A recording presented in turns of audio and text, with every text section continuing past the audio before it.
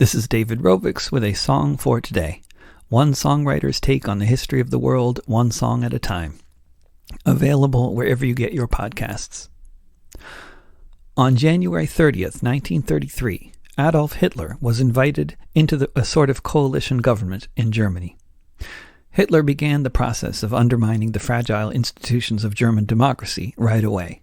But it would be over 5 years before the invasion of Poland and what is generally considered to be the beginning of the Second World War was launched. When looked at with the often foggy perspective that almost a century of separation will induce, Hitler's rise to power seems to have been a very fast-paced affair.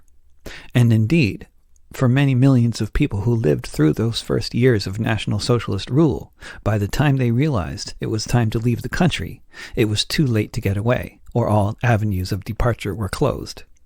Few countries wanted these refugees back then, and the U.S. was only one of many that were turning Jewish and other European refugees away.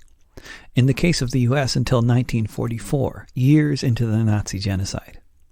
But for other observers, each step in the direction of fascism was an obvious one. Each one another missed opportunity for action to be taken.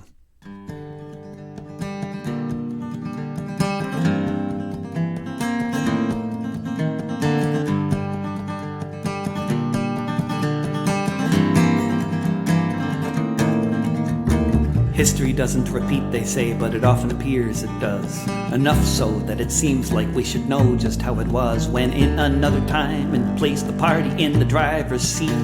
The Social Democrats ruled on behalf of the elite. And the next person who arose to lead the state said he'd stand up for his people and make his country great.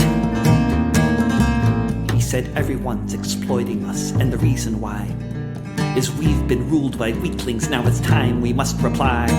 Military spending and industry grew, and the razor wire tent camps did too.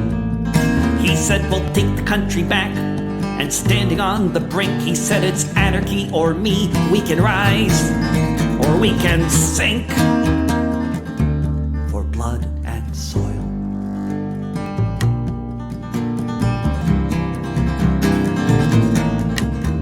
From Budapest to London, from Chicago to Milan, there was the specter of all those so inspired by the man. He signed treaties that were broken before the ink was dry. He left the League of Nations, and prime ministers would try appeasement.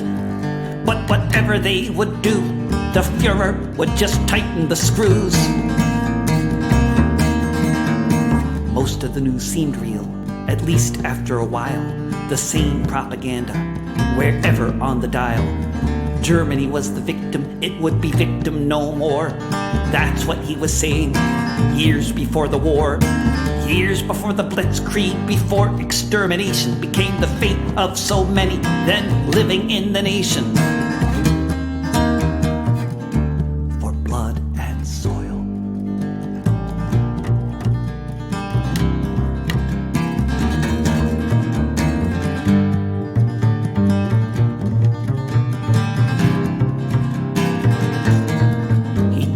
Enemies within and enemies outside, who together had conspired and stolen and lied. He said they took us for a ride with treaties signed by those serving foreign interests, as every Aryan knows. But follow me, he said, you won't recognize the place. We'll be great again. We're the master race. People look back and wonder what could have been done many years before the war was won, when social institutions fell one after the next, and then faster than almost anyone expected. Few people could have even imagined the cost. Once it was too late and the chance for peace was lost. For blood and soil.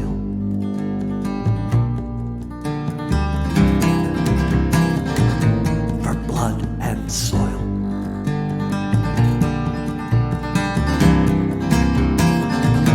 For blood and soil. This has been a song for today from David Rovix, making popular education popular again. If you go to davidrovics.com, you can hear lots of other episodes of this and other podcasts, see where I'm touring next, and get on my email list. You can also click on CSA there on my website and join my community-supported art program, which is mainly how I get by in the free streaming era. I hope to see you sometime soon again here on the internet or on the road and hopefully in the streets.